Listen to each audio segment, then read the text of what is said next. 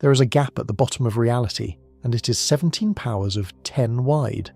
Climb down through the layers of the universe, a flock of birds, a single bird, a cell, a molecule, an atom, and every step is small, 2 or 3 factors of 10 at a time, each layer resting gently on the one below it.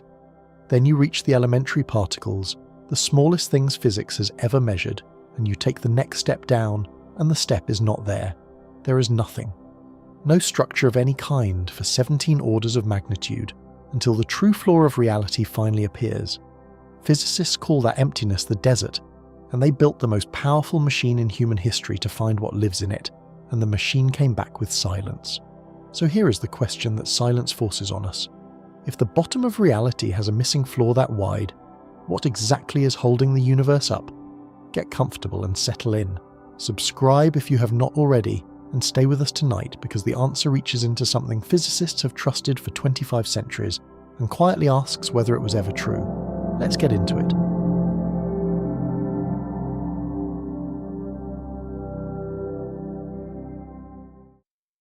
Part 1. The convenience. Nobody questions. Right now, somewhere in your chest, a few billion cells are doing something extraordinary together. They are keeping a rhythm.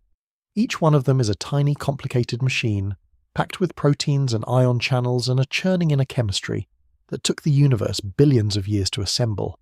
And yet, if you want to know how your heart is doing tonight, you do not need to know any of that. You need one number, beats per minute.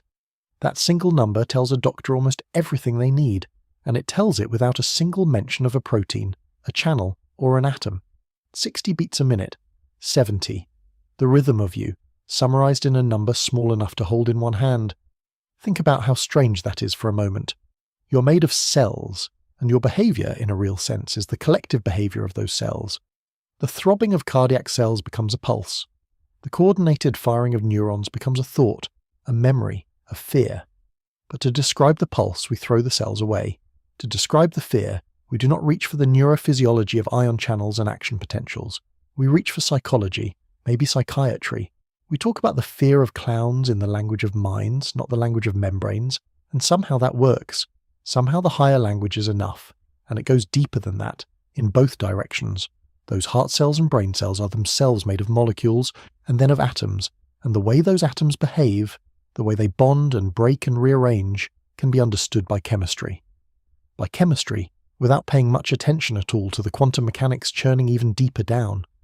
You do not need quantum mechanics to take a pulse. You do not need it to understand a chemical reaction either, most of the time. The chemist has their own set of rules, and those rules hold, and the chemist can go a whole career leaning on them without once descending into the strange quantum world that ultimately makes chemistry possible. And notice that the layering is not just a fact about objects. It is a fact about knowledge, about how the whole library of human understanding is organized.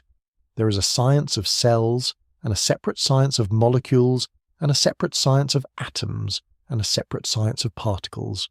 And each of those sciences has its own textbooks, its own vocabulary, its own community of experts who can spend a lifetime in their layer and rarely need to visit the others. The library has flaws, and the flaws mirror the flaws of reality itself. A biologist and a particle physicist can both be world experts and have almost no overlap in what they know day to day. And that is not a failure of education. It is the layered universe reflected back in the layered structure of everything we have learned about it. This is the thing I want you to sit with tonight. This is the thing I want you to sit with tonight, because it is so familiar that we never look straight at it. The universe has layers. It is sorted roughly by size. There is a layer of atoms and a layer of molecules and a layer of cells and a layer of organisms, and each of those layers comes with its own set of rules. Its own dynamics, to use the word physicists use, and the rules of one layer can be used almost completely without knowing the rules of the layer below it. The doctor does not consult a particle physicist. The psychologist does not consult a chemist. Each layer stands on its own. It is convenient. It is so convenient that it feels like a law of nature, like something that simply had to be true. But it did not have to be true. There is no obvious reason the universe had to organize itself into tidy, separable levels, each one describable on its own terms. It could have been a single seamless tangle, where you could not say anything about the heartbeat without first solving the atom, and you could not solve the atom without first solving everything. A universe like that would be unknowable. We would never have gotten started. The fact that we did get started, the fact that science is even possible, rests quietly on this peculiar feature of reality that we almost never mention. The world comes apart into layers, and the layers are kind enough to let us study them one at a time. We take that for granted. And tonight I want to suggest, gently, that perhaps we should not. Because there is a second convenient feature sitting right next to the first one, and it is just as easy to overlook. Not only does the universe have layers, but to understand it, we only ever seem to need to look downward. We look at smaller and smaller scales, and the understanding flows upward to meet us. Understand the smallest thing, and in principle you have understood the largest. The cell explains the organism, the molecule explains the cell, the atom explains the molecule. Keep going down, the reasoning says, and eventually you reach the bottom, and the bottom explains everything above it. That idea has a name, and it is one of the oldest ideas in all of human thought. We will get to the name in a moment, but here, at the start, I just want you to feel the shape of the assumption, because the entire video rests on it. We assume the world is layered. We assume the layers can be studied separately, and we assume that the deepest layer, whenever we finally reach it, will be the master key that unlocks all the others. 3 assumptions, so deeply built into how we think that they barely feel like assumptions at all. They feel like the floor. Let me linger on just how strange the convenience is, because I do not think it gets enough attention. Imagine for a moment that you were designing a universe, and you wanted it to be one that intelligent creatures could eventually come to understand. What would you need to build in? You would need exactly this layering. You would need a world where a creature could figure out the rules of one level without first having to solve every level beneath it. Because if the levels were all tangled together, if you genuinely could not predict the weather without first computing the quantum state of every molecule of air, and could not do that without first solving the theory of everything, then understanding would have no foothold. There would be no easy first problem. There would be no shallow end of the pool. Every question would be the hardest question, all at once, and a curious creature would simply drown. We did not drown. And the reason we did not drown is that the universe, for reasons nobody has ever fully explained, comes pre-sorted into levels that are gentle with us. You can learn to predict the tides without knowing what water is made of. The sailors of the ancient world did exactly that, charting the rhythm of the sea by the moon, with no idea that water was molecules or that the moon was a world. You can learn the rules of chemistry, really learn them, well enough to build an industry, a civilization, without knowing the quantum mechanics underneath.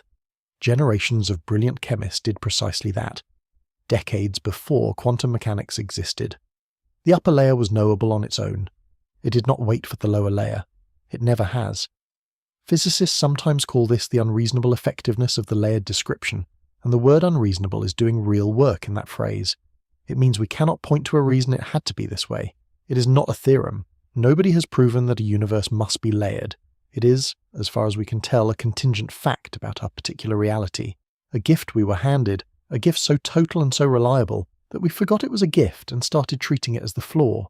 And recently, physicists have been finding cracks in that floor, not at the top where we live, among the cells and the heartbeats and the fears of clowns, down at the bottom, down where the master key was supposed to be waiting.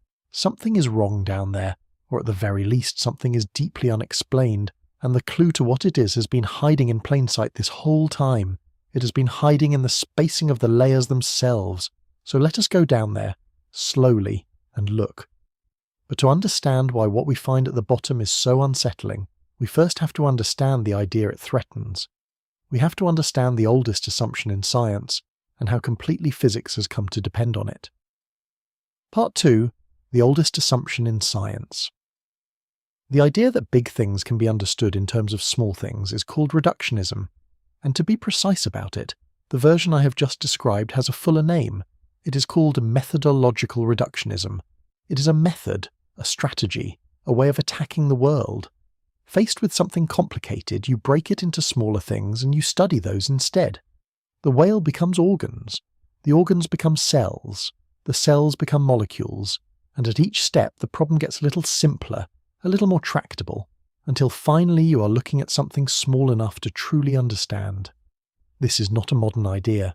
It is not something that came in with microscopes or particle accelerators. It is ancient.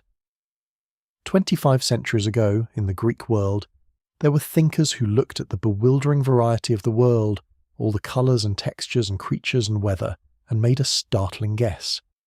They guessed that underneath all of it, all the variety, there was something simple, something small. The philosopher Democritus and his teacher Leucippus imagined that if you took any object and cut it in half, and then cut the half in half and kept going, you would not be able to do it forever. Eventually you would reach a piece that could not be cut. They called that piece the atom, from a Greek word meaning uncuttable, and they proposed that everything, absolutely everything, was just atoms and empty space, arranged in different ways. They had no evidence. They could not have had evidence. It was pure philosophy, a bet placed on the structure of reality more than 2,000 years before anyone could test it. But it was the right bet. Not in the details. The real atom turned out to be cuttable after all, but in the spirit. The spirit was reductionism, the conviction that the chaos of the large is just the simplicity of the small, repeated and rearranged, and that conviction has run, like a single unbroken thread, through the entire history of science ever since. It is in Newton, breaking the motion of the planets down into the motion of every particle under a single force.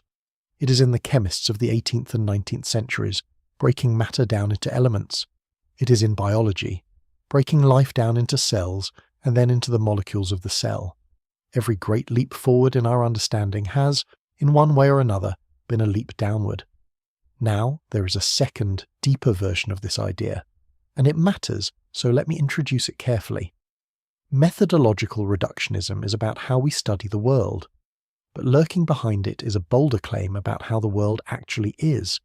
This bolder claim is called theory reductionism, and it says something like this.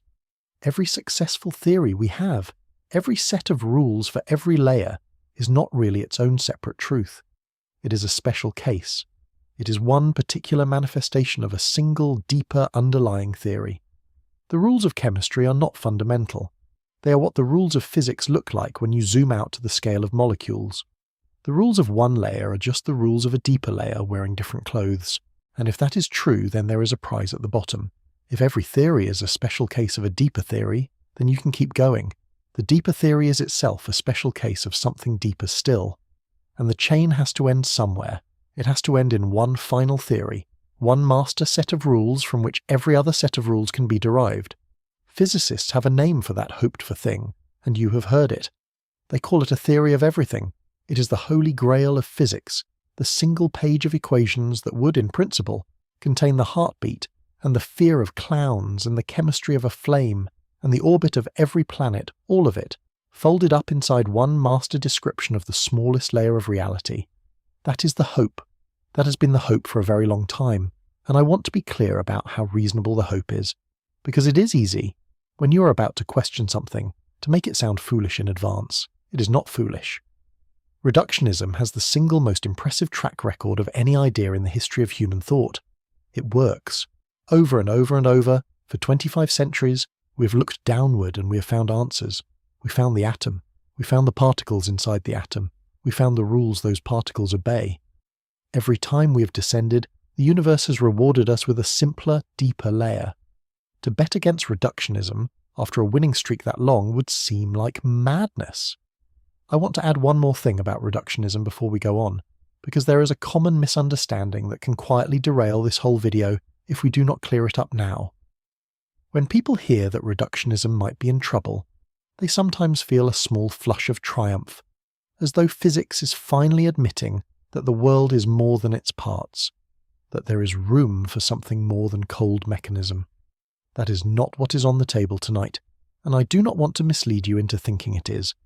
The thing physics is questioning is not whether the large is made of the small. Of course the whale is made of cells. Of course the cells are made of molecules. That is not in doubt, and it never will be. Reductionism, as a fact about composition, about what things are made of, is rock solid. What is in question is something more specific and more subtle. It is whether explanation always flows upward. It is whether knowing the smallest layer is, even in principle, enough to give you all the others. It is whether the bottom is genuinely the place where the rules are written, with everything above just consequences. A universe can be made of small things, entirely and without exception, and still not be explained purely from the bottom up. Those are two different claims, and 25 centuries of success has welded them together in our minds so tightly that we forget they can come apart. Tonight, they come apart. The whale is still made of atoms. The question is whether the atoms are still the whole story, and yet. In a recent conversation, physicists found themselves staring at something that does not fit, and yet. In a recent conversation, physicists found themselves staring at something that does not fit. We touched on it before when we talked about a puzzle called the hierarchy problem, the strange fact that one particular particle, the Higgs, has a mass that feels deeply unnatural in the reductionist worldview. Some physicists look at that puzzle and say it is a genuine strike against reductionism. Others, the physicists Sabine Hossenfelder among them, push back and argue that the real mistake is not reductionism at all, but a related idea called naturalness, which they say has been misused. That disagreement is real, and it is unresolved, and we will come back to it. But notice what it tells us already. The people who understand the bottom of reality better than anyone alive are no longer in agreement about whether their oldest tool still works down there. There is one more reason reductionism earned the trust it has, and it is a practical one worth naming. Reductionism did not just explain things after the fact. It predicted things. It told scientists where to look, and the things were there. The chemists arranged the elements into a table based on the reductionist faith that the elements were built from simpler pieces in a regular way, and the table had gaps in it, and the faith said the gaps were undiscovered elements with predictable properties, and the elements were found, exactly as predicted. Particle physicists working downward predicted particles that nobody had ever seen, predicted their masses and their behaviour from the structure of the theory, and then the particles were found in the wreckage of collisions precisely where the downward-looking logic said they would be. The Higgs boson itself was such a prediction, written down decades before the machine existed that could find it.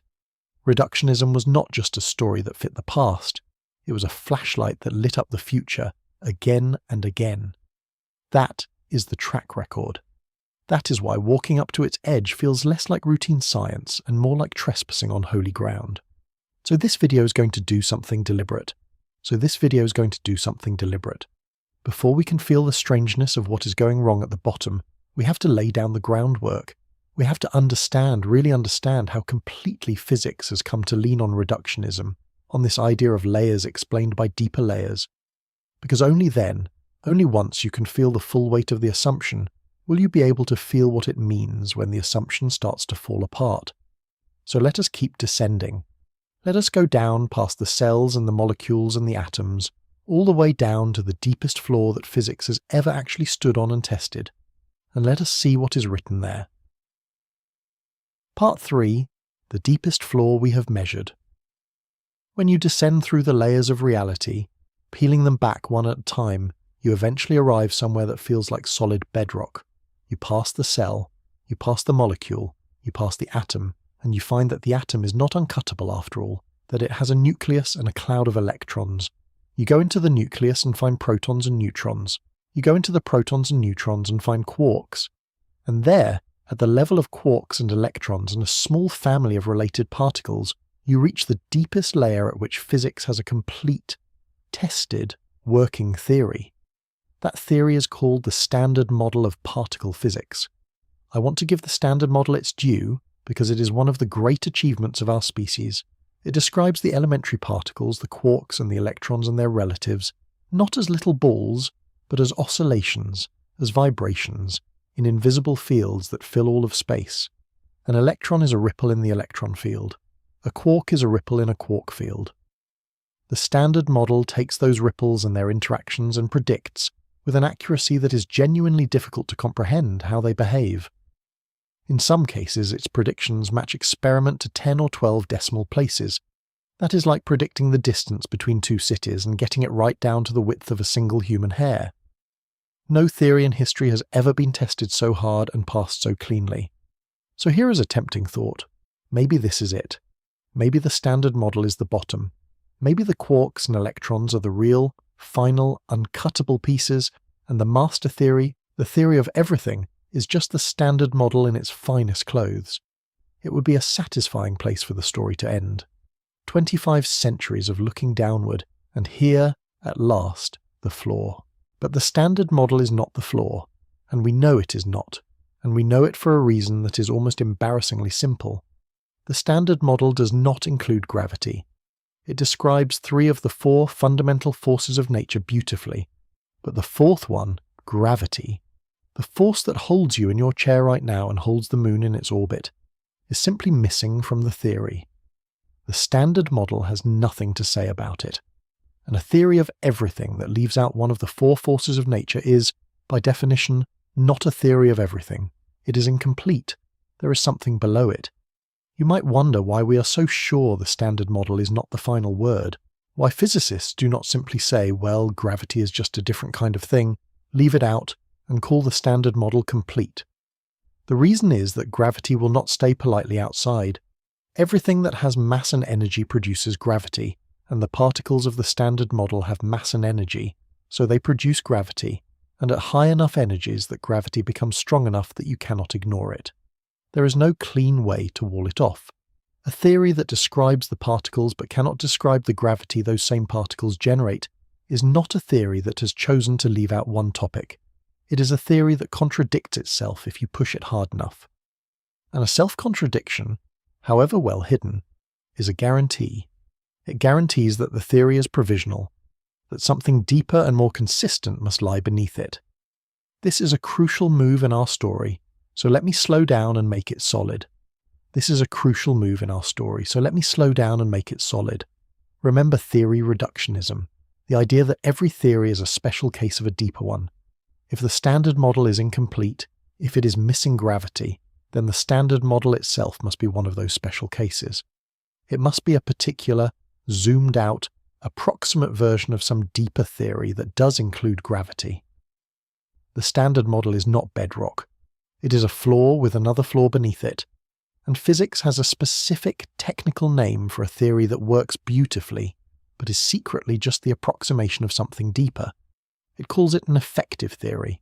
That phrase, effective theory, is going to be at the center of everything that follows, so let us be sure of it. An effective theory is a theory that works, that makes excellent predictions, but only within a certain range. Outside that range, it quietly fails. You already know an example, even if you have never thought of it this way. Newton's theory of gravity, the one with the famous equation, the one taught in every school, is an effective theory. It is not wrong exactly. It is staggeringly useful. We flew spacecraft to the outer planets using Newton's gravity, but it is not the final truth about gravity. The final truth, as far as we currently know, is Einstein's general relativity, and Newton's theory is simply what general relativity looks like when gravity is relatively weak. Newton works in the gentle range. Push into the range of extreme gravity, near a black hole, and Newton's theory cracks, and you need Einstein. Newton is an effective theory. It is the approximation that holds in one zone and fails outside it. I want to dwell on the idea of the effective theory for a moment longer, because once you really see it, you start to see it everywhere, and it stops being a technical term and becomes a way of looking at the world. An effective theory is not a failed theory. This is the thing people get wrong. When you hear that Newton's gravity is not the final truth, there is a temptation to think, well then, Newton was wrong, and we should feel a little embarrassed about him. But that is not it at all. Newton's theory is correct, fully correct, inside its domain. Every bridge standing tonight, every aircraft in the air, every spacecraft coasting between the planets was designed using Newton's gravity, and not one of them needs Einstein. The theory is not wrong. It is finite. It has an edge, a boundary, a region where it stops applying, and the only mistake you can make with it is to carry it across that edge without noticing. That distinction between wrong and finite is one of the most important ideas in this entire video, so let me make it as sharp as I can. A wrong theory fails everywhere. A finite theory succeeds inside a boundary and fails outside it. Almost every theory humans have ever built, when examined closely, turns out to be the second kind. It is finite. It has a domain. And the deep work of physics, the part that does not get into the headlines, is the patient mapping of those domains, the careful drawing of the lines that say, Here is where this description holds, and here is where you must hand off to a deeper one. So when we say the standard model is an effective theory, we are paying it a compliment and issuing a warning in the same breath. The compliment is that it works magnificently inside its domain. The warning is that the domain has an edge, and somewhere out past that edge the theory will hand off to something deeper, the way Newton hands off to Einstein, the way, as we will see, classical physics once handed off to the quantum. The standard model is the same kind of thing. The standard model is the same kind of thing. It is an effective theory. It holds in the zone we have so far been able to probe, and somewhere, at some scale, it must crack and a deeper theory must take over. There is something almost vertiginous about realizing this, that the deepest, most tested theory we possess is itself only an approximation, a way station, a flaw, with another flaw beneath it. We tend to imagine that physics is steadily closing in on the final truth, getting nearer and nearer to the bottom with each generation, and in a sense it is. But each time we have reached what felt like bedrock, it has turned out to be another flaw. The atom was supposed to be uncuttable, and it was not. The nucleus was supposed to be simple, and it was not. The proton turned out to have quarks inside it. Every supposed bottom has had a basement, and so when we say the standard model must be an effective theory of something deeper, we are not making a wild claim. We are simply noticing that the pattern has held every single time, and assuming reasonably that it holds once more.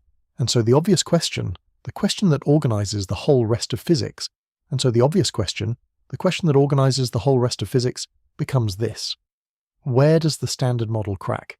At what scale does the approximation fail and the deeper, more fundamental layer reveal itself? Find that scale, and you know where to point your instruments.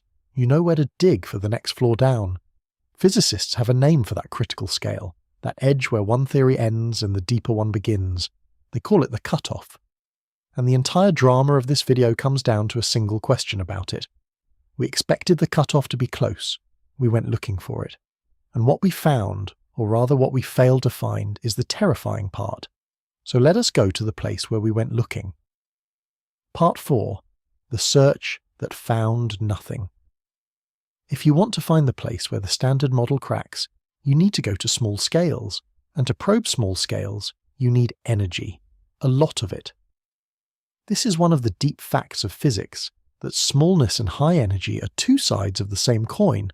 To see something tiny, you have to hit it hard. To probe the structure of reality at scales smaller than a proton, you need to accelerate particles to almost the speed of light and smash them into each other, and watch what comes flying out of the wreckage. The faster you can make them go, the harder the collision, the smaller the scale you can see. So humanity built a machine to do exactly that. Near Geneva, on the border between Switzerland and France, there is a tunnel. It is a ring, and it is buried about 100 meters underground, and it is 27 kilometers around. It is large enough that it crosses an international border underground without anyone inside noticing. Inside that ring runs the most powerful scientific instrument our species has ever constructed. It is called the Large Hadron Collider, and its job, stripped of all the detail, is to be a microscope so powerful that it can resolve the structure of reality far, far below the scale of the atom. It was built in large part to go looking for the place where the standard model cracks. Imagine being there. Imagine standing in one of the control rooms, banks of screens glowing, the hum of cooling systems and electronics, while 100 meters below you two beams of protons, each one a thread of particles thinner than a hair, are racing around the ring in opposite directions, lap after lap, 11,000 times every second. At 4 points around the ring, the beams are steered into each other, and where they cross, inside detectors the size of cathedral naves, protons meet protons head-on, and for the smallest fraction of a second the energy density at that point is something the universe has not routinely seen, since it was a tiny fraction of a second old. Out of those collisions, a spray of particles erupts, and the detectors, with their hundreds of millions of sensors, catch it all. Physicists are not watching for an explosion. They are watching patiently for a pattern, for a particular shape to rise out of the noise, for the signature of the new physics that, according to the reductionist expectation, simply has to be there. Here is what they expected to find, and why. The standard model, as I said, is an effective theory, and physicists had a strong reason to believe its cutoff, the scale where it cracks, was close. The reason has to do with mass. In the standard model, the masses of the particles are not predicted by the theory. They are measured. You go into the laboratory, you weigh the particle, you write the number down, and you hand it to the theory. The theory cannot tell you in advance what those masses should be, and for a reductionist that is a clue. A free number, a number the theory cannot explain, is a sign that the explanation lives downstairs, in the deeper layer below the cutoff. So physicists expected that just below the standard model, just a little deeper down, there would be new particles, new physics, that would finally explain where the masses come from. And they expected it to be close enough that the Large Hadron Collider, this 27-kilometer microscope, would punch right through the cutoff and reveal it. I want you to appreciate the scale of patience involved, because it changes how the silence feels. This was not a quick look.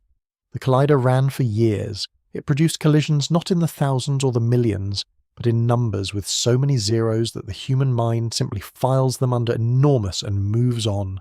Each collision was a tiny recreation of conditions close to the birth of the universe, and each one was photographed by detectors with hundreds of millions of individual sensors, and the resulting torrent of data was so vast that most of it had to be discarded in real time, in fractions of a second, by automated systems trained to keep only the collisions that might matter. Thousands of physicists, across dozens of countries, spent years of their working lives sifting what remained.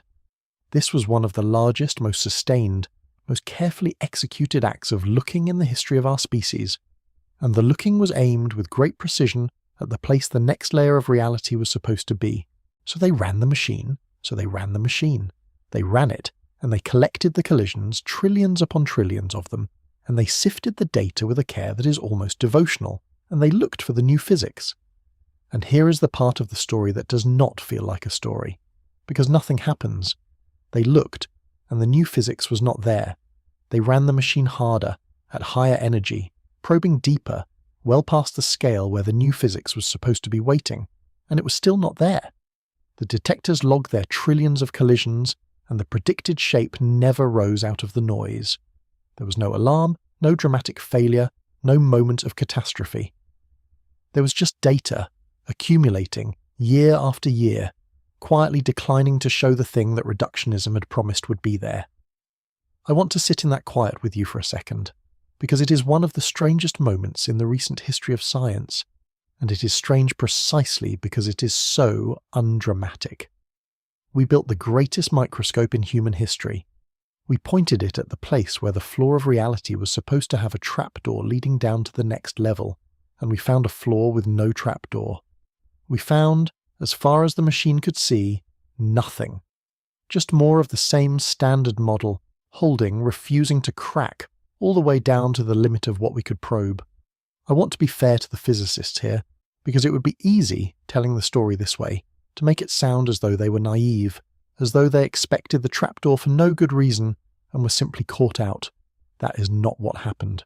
The expectation was not a guess.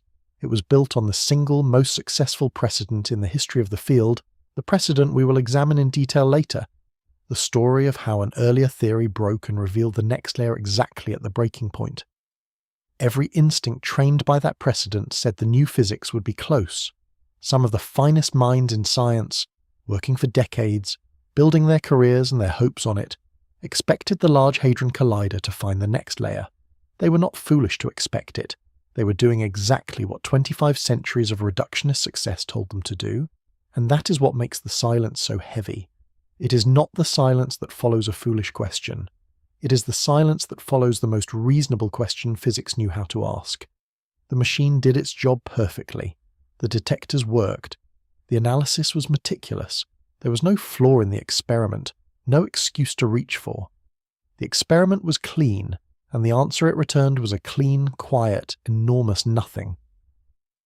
When a sloppy experiment finds nothing, you fix the experiment. When the best experiment your species has ever built finds nothing, you have to start asking whether the thing you were looking for is really there, and if it is not, what that says about the map that told you to look. Now, a result like that can mean two very different things. And the difference between them is the difference between a minor disappointment and a genuine crisis. The first possibility is mild. Maybe the new physics is real and it is simply deeper than we thought. Maybe the trapdoor is there, but it is much, much further down, below what even this magnificent machine can reach. That would be frustrating, but it would not threaten anything fundamental. The second possibility is the unsettling one. Maybe the new physics is not there because the whole expectation was wrong. Maybe the reductionist assumption, the assumption that the next floor is always just a little way below the current one, is the thing that has failed. Maybe we did not find the trapdoor because the trapdoor is not where reductionism told us trapdoors always are. To tell those two possibilities apart, we need to do something we have not done yet. We need to actually measure the gap. We need to ask, precisely, how far down the next floor would have to be. And when physicists do that measurement, when they put a number on the distance between the deepest layer we have tested and the deepest layer we believe exists, they get an answer that is so large it changes the texture of the whole problem. It is not a gap, it is a chasm, and the size of that chasm is what we are going to measure next. Part 5. Measuring the emptiness. To measure the gap, we need two numbers. We need the scale of the deepest floor we have actually tested, and we need the scale of the deepest floor we believe could possibly exist. And then we simply ask how far apart they are. The first number we have already met. It is the scale of the standard model, the scale of the elementary particles, the quarks and electrons, and the heavier particles like the Higgs boson. That scale, the size at which these particles live, is around 10 to the minus 19 meters. Write that out and it is a decimal point followed by 18 zeros and then a 1 in meters. It is unimaginably small. An atom is already 100,000 times smaller than anything you could ever see. These particles are 10,000 times smaller than the atom again. That is the floor we are standing on. I want to make sure the first number, the scale of the elementary particles, feels real before we go further down, because if the top of the desert is vague to you, the whole desert will be vague. So consider what it took just to reach that scale. The atom is already so small that if you scaled a single atom up to the size of a grain of sand, that same scaling would make a human being large enough to span continents.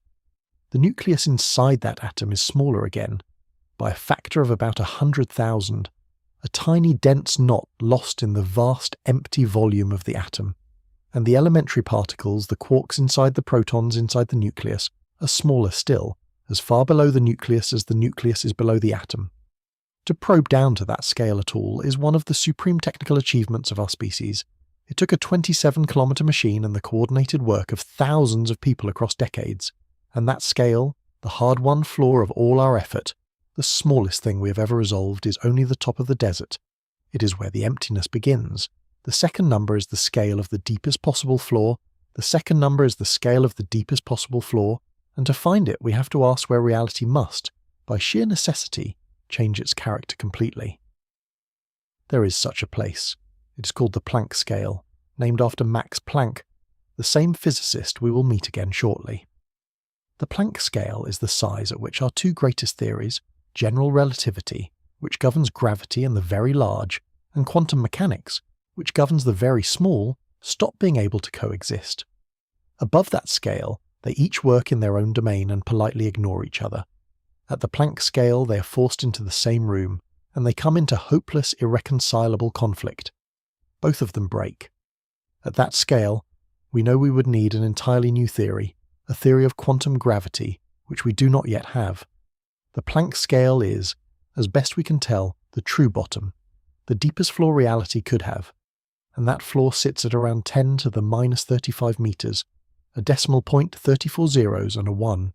So now we have our two numbers, and we can measure the gap.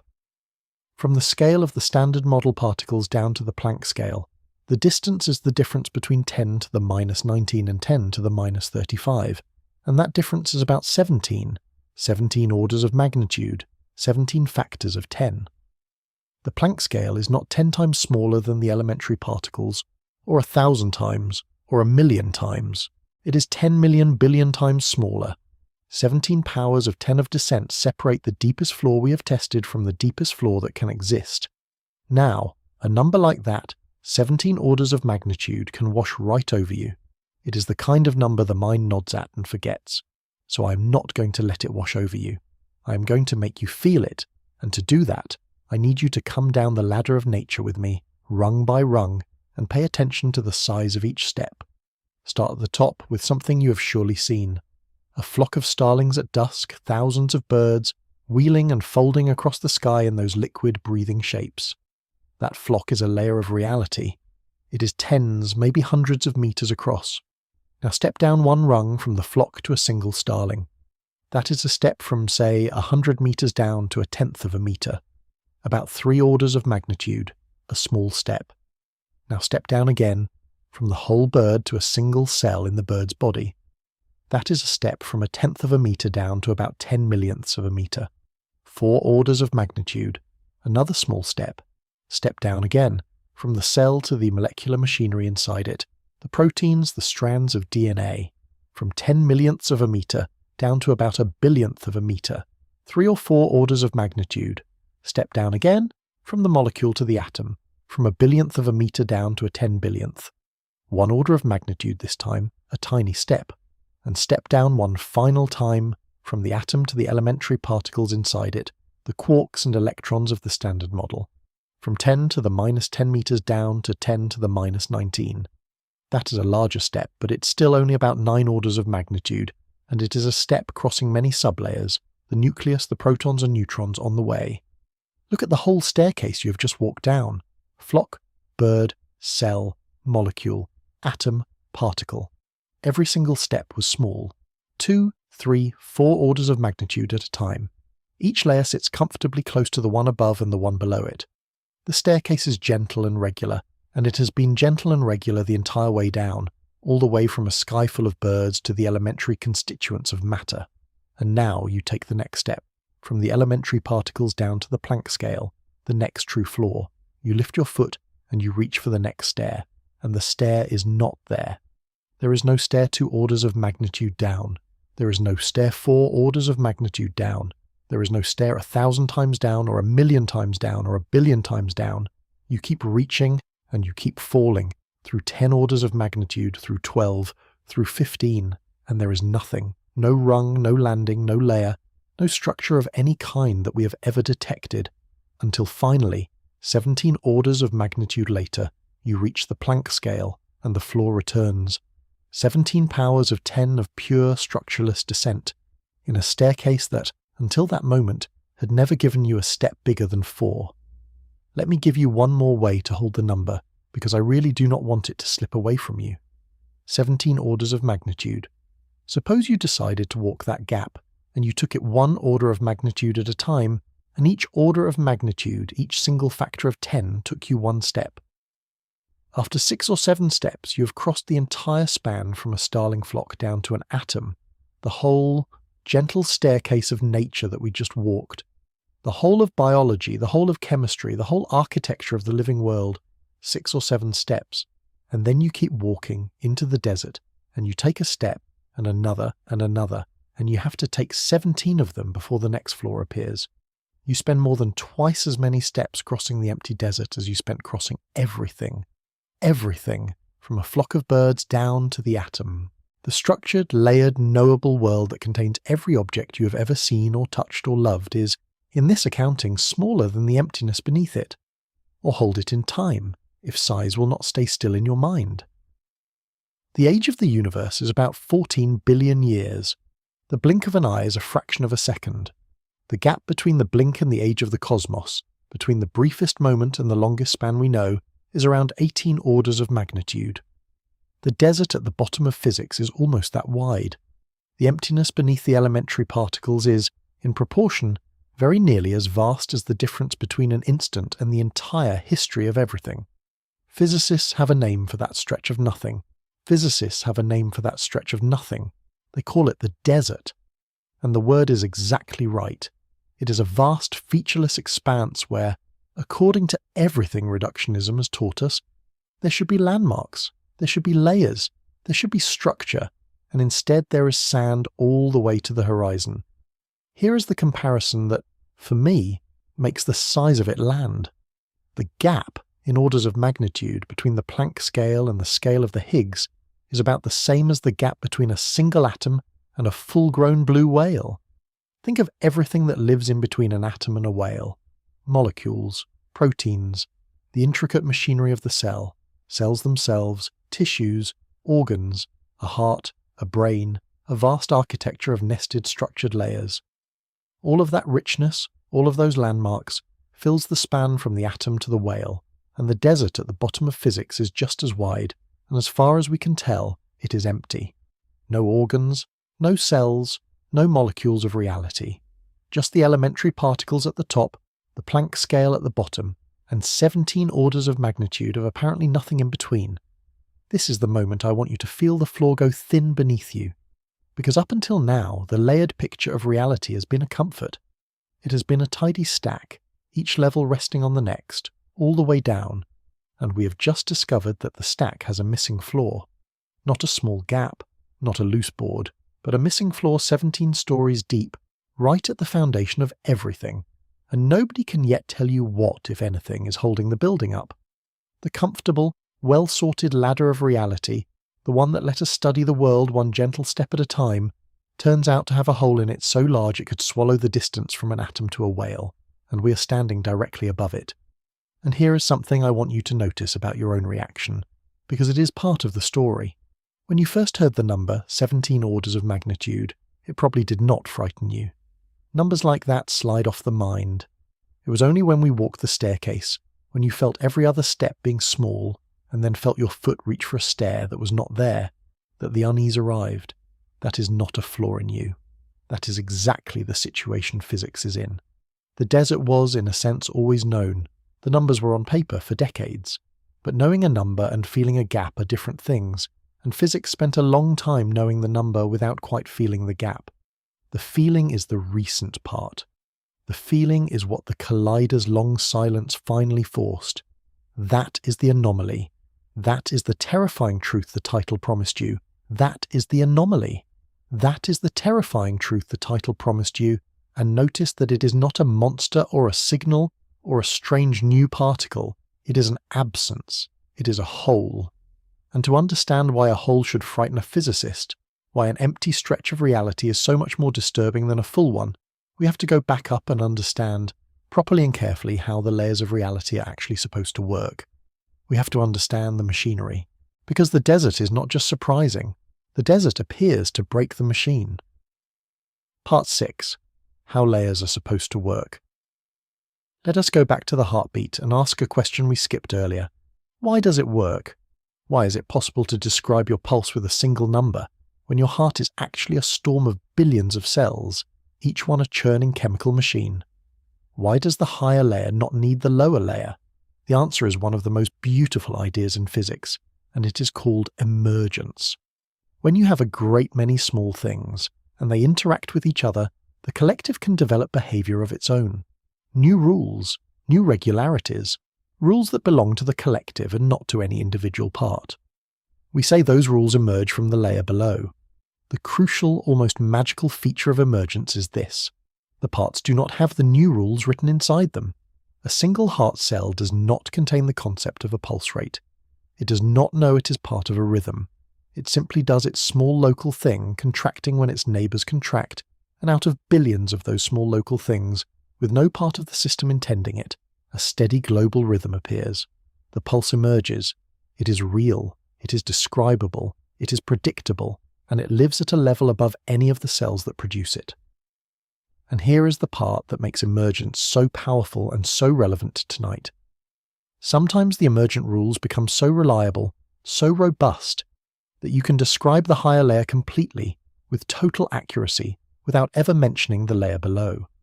When that happens, when the upper layer floats entirely free of the details beneath it, physicists say the upper layer has dynamical independence. It is independent. Its dynamics, its rules, stand on their own. You can hand someone the rules of the pulse and they never need to ask what a cell is. I should be honest that the word emergence makes some physicists uneasy, and it is worth knowing why, because the unease is itself instructive. The worry is that emergence can sound like magic, like getting something from nothing, a pulse appearing out of cells as if by sorcery. But there is nothing magical in it, and the lack of magic is the whole point. Every emergent rule, when you trace it down, is fully accounted for by the parts and their interactions. The pulse is nothing more than billions of cells contracting in response to their neighbours. There is no extra ingredient, no ghost added to the machine. And yet, and this is the subtle part, the emergent rule is still genuinely its own thing, because it is reliable, predictable, and describable at its own level without tracking the parts. Emergence is the universe being, at once, nothing but its parts, and also describable without them. Both halves of that sentence are true, and holding both at once is the small mental discipline that the rest of this video will demand of you. Let me give you the cleanest example physics has, because it will make this concrete. Think about the air in the room around you. As a collection of particles, that air is almost insultingly complicated. There are something like 10 to the 27th molecules in an ordinary room. That is a 1 followed by 27 zeros, and every one of those molecules has a position and a velocity, and they are all flying around at hundreds of meters per second, colliding billions of times a second, an absolute blizzard of detail. If you wanted to describe the air the hard way, the bottom-up way, you would need to track all 10 to the 27th of them, every position, every velocity. It is not just difficult. It is a quantity of information that could not be written down using every atom in the observable universe as ink. And yet, you do not describe the air that way, and you never have to, because the air as a collective has emergent properties. It has a temperature, it has a pressure, it has a density, and those few numbers, temperature, pressure, density, volume, capture everything you practically need to know about the air. The unimaginable blizzard of 10 to the 27th moving particles collapses, emerges into a handful of calm, well-behaved numbers, and the rules connecting those numbers, the laws of thermodynamics, are exact and reliable, and they make no reference whatsoever to any individual molecule. Thermodynamics is dynamically independent. It is a layer that floats free. There is a process underneath this, and it has a name worth knowing, because it will matter at the end. The process of stepping back from the blizzard of individual parts until you can only see the smooth collective behavior is called coarse graining. Picture a photograph made of pixels. Up close, you see every individual pixel, every speck. Step back, and the pixels blur together into a smooth image, a face, a landscape. Coarse graining is exactly that. The pixel scale of your description becomes too coarse to resolve the individual molecules, and what you see instead is the smooth, emergent picture, the temperature and the pressure. Physicists also say you have integrated over, or averaged over, the small details. The details are still there. You have just zoomed out to a scale where they blur into something simple. Now, physics has a precise name for a theory that works this way, a theory that describes a smooth, emergent, coarse-grained layer. It calls it an effective field theory. It is effective because it is an effective theory. It works within its range. And it is a field theory because it describes properties spread out smoothly through space, like temperature, which has a value at every point in the room. Fluid dynamics is an effective field theory. The flow of water in a river, the swirl of cream in coffee, all of it is described with magnificent accuracy by equations called the Navier-Stokes equations, and those equations never mention a single water molecule. They talk about density and pressure and flow, and one more thing I want to point at because it is lovely. They talk about viscosity. Viscosity, the thickness of a fluid, the thing that makes honey pour slowly and water pour fast. Viscosity is, underneath, the unbelievably complicated story of how every molecule in the fluid tugs and drags on every other molecule. All of that complexity, all of those countless molecular interactions, gets coarse-grained, gets averaged over, until it collapses into a single number. The viscosity. One number, standing in for an ocean of detail. And here is the quiet beauty of dynamical independence, the thing that makes it more than a mere convenience. It means the upper layers of reality are, in a real sense, robust. They do not tremble every time the layer below them does something complicated. Your heartbeat does not stutter, because some electron deep inside a cardiac cell did something quantum and unpredictable. The chaos of the small is averaged away, smoothed out, before it can ever reach the scale of the pulse.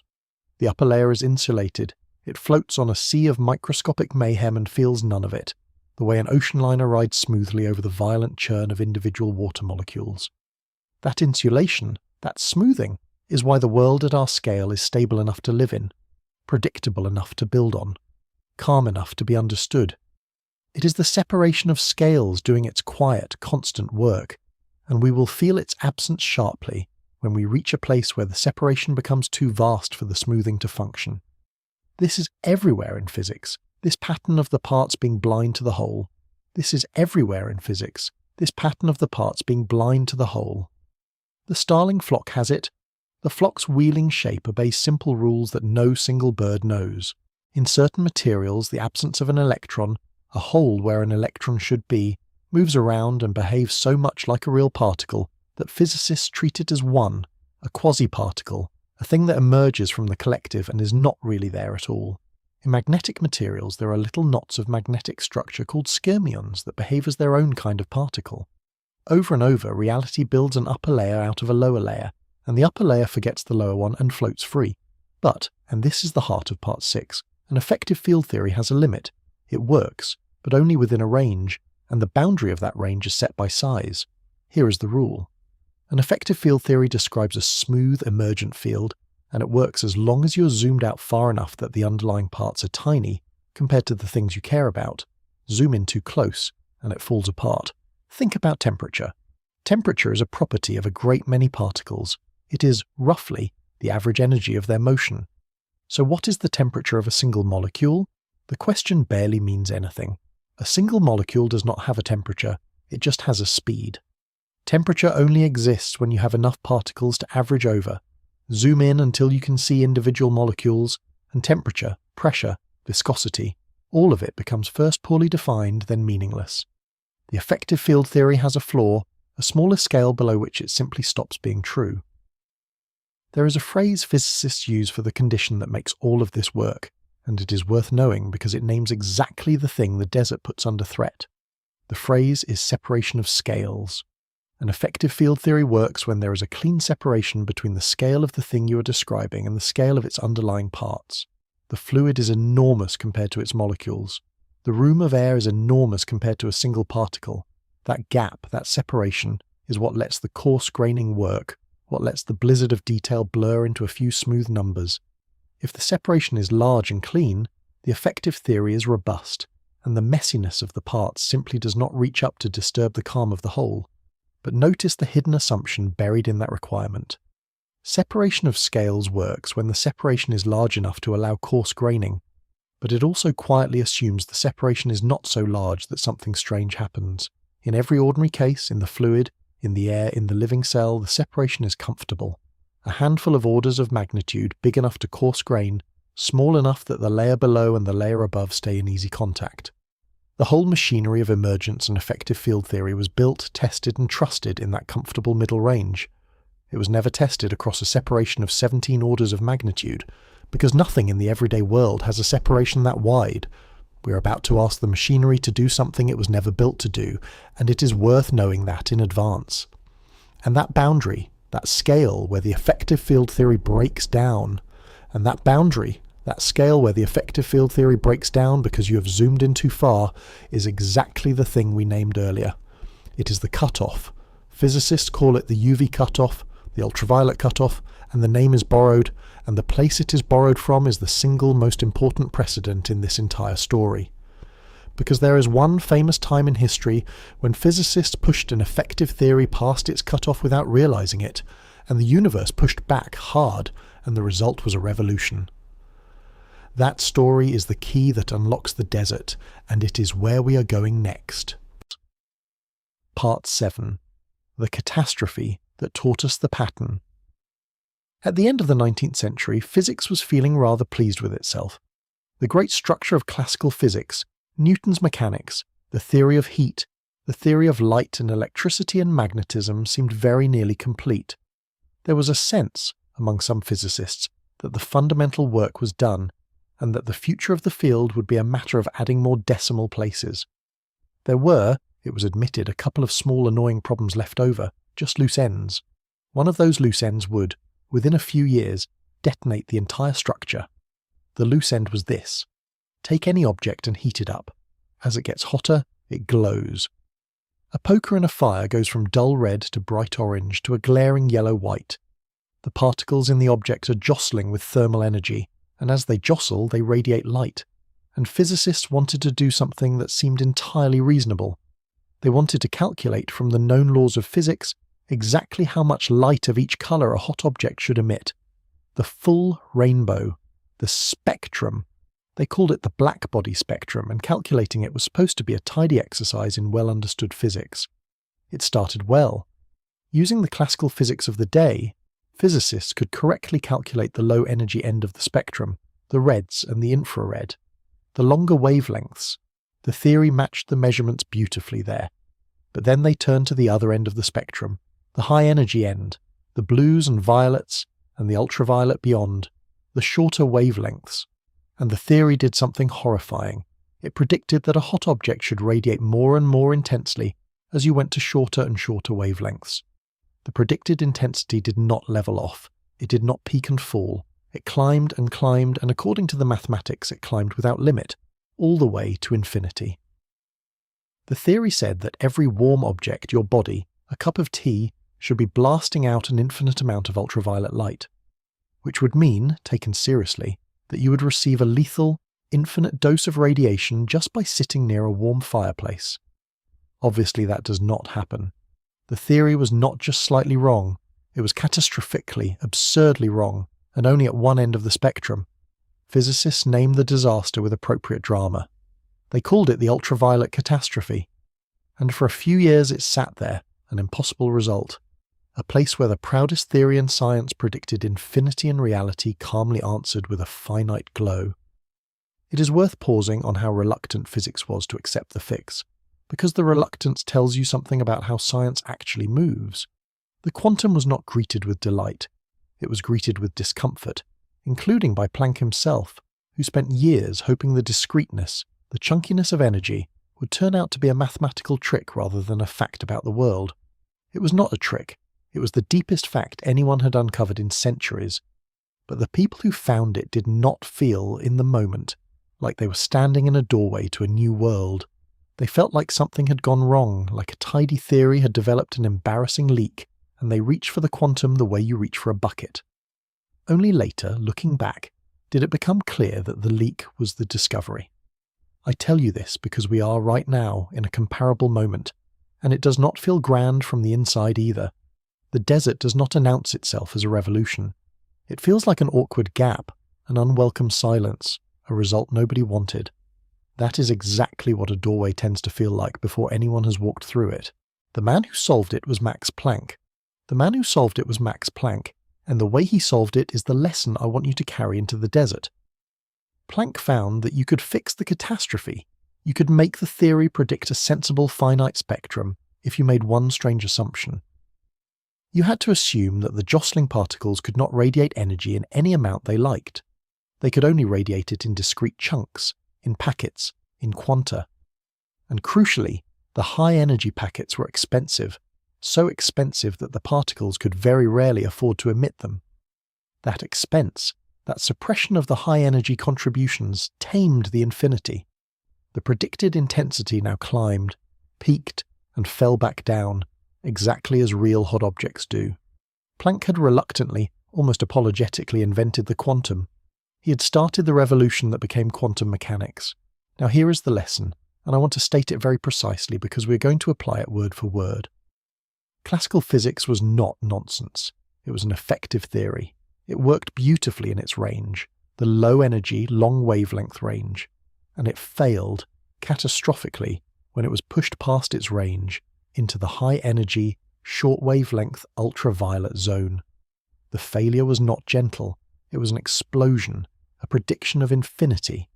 And the place where the explosion happened, the energy at which the classical theory stopped making sense, was precisely the place where the deeper theory, quantum mechanics, had to take over. The catastrophe was a signpost.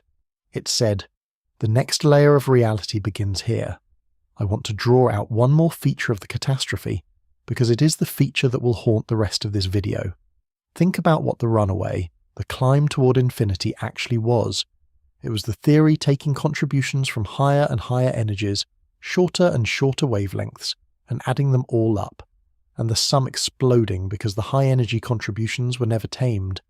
The infinity came from the small scales, from the deep end, From pushing the theory down past where it had any right to go and letting the untamed deep-scale behaviour pile up without limit, Planck's quantum did not remove the small scales, it tamed them.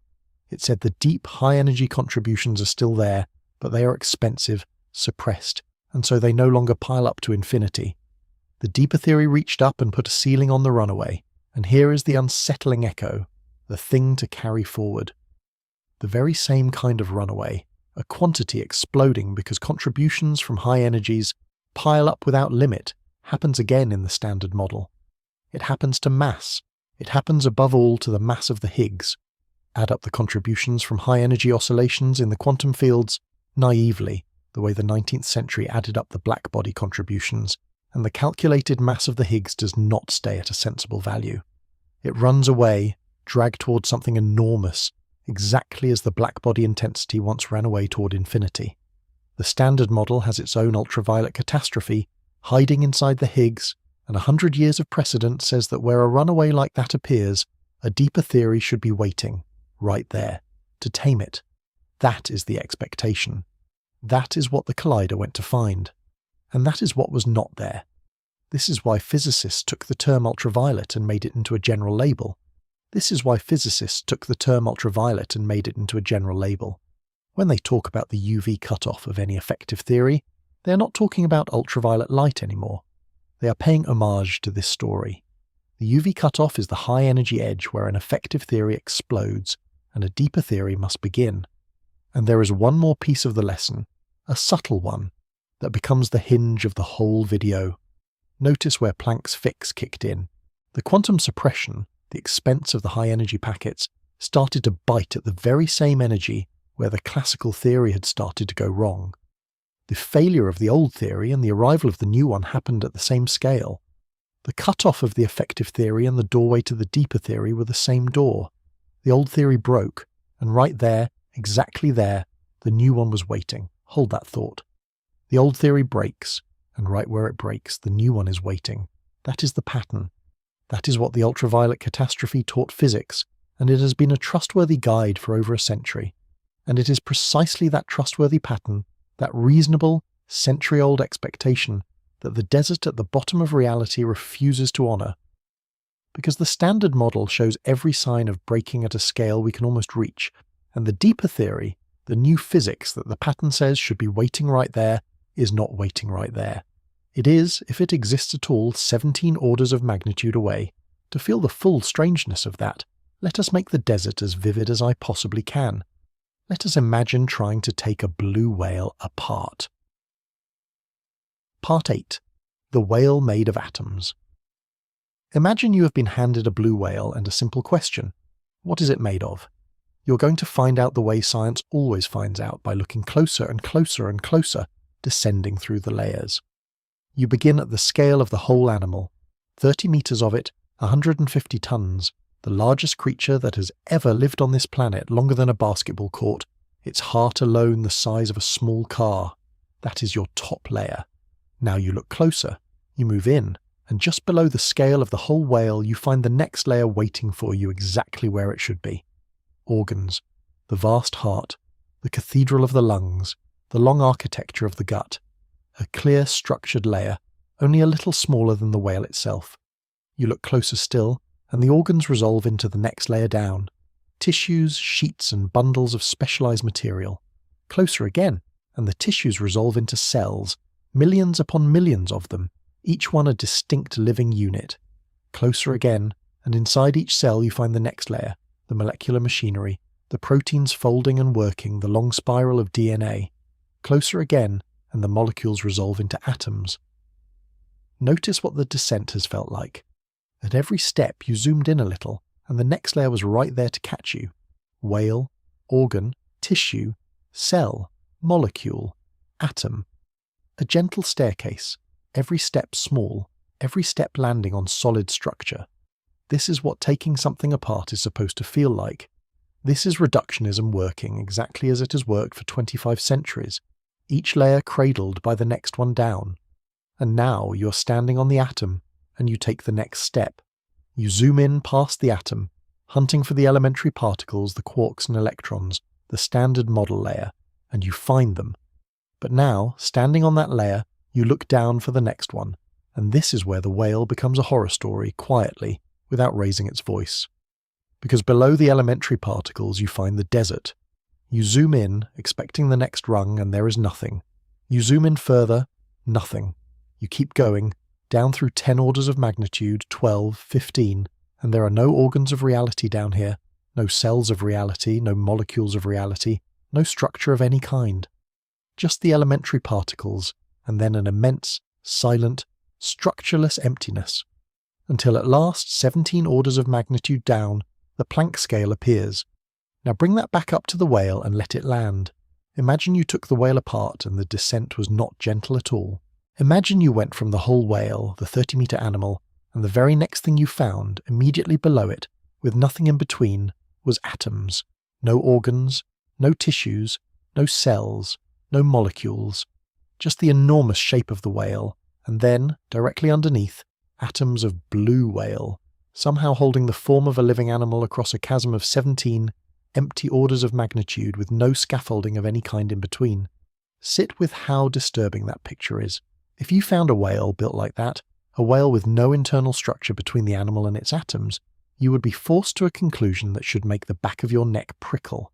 You would have to conclude that the atoms knew what they were building, that somehow, with no organs to guide them, no cells to organize them, no molecular blueprint, the atoms had reached across that vast empty gap and gotten their act together, coordinated themselves, agreed to assemble into the precise and intricate shape of a blue whale. The atoms would have to have known about the whale, and that is forbidden. That is the one thing reductionism absolutely does not allow. We said it back in part 1, but now you can feel the full force of it. Emergence runs upward, from small to large. The parts build the whole, and the parts do not know about the whole. A single heart cell does not know it is part of a pulse. A single water molecule does not know about viscosity. The whole emerges from the parts, blindly, locally, from the bottom up. The parts are not allowed to know what they are building, because if they did, the entire logic of reductionism, the entire direction of explanation, would be running backwards.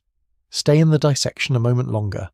There is a particular feeling I want you to locate, the feeling that arrives right at the edge of the desert, because it is the emotional center of this whole video. You have been descending through the whale, and every layer has caught you, organ and tissue and cell and molecule. A reassuring rhythm, a sense that the world is well made and well stocked, that there is always something underneath.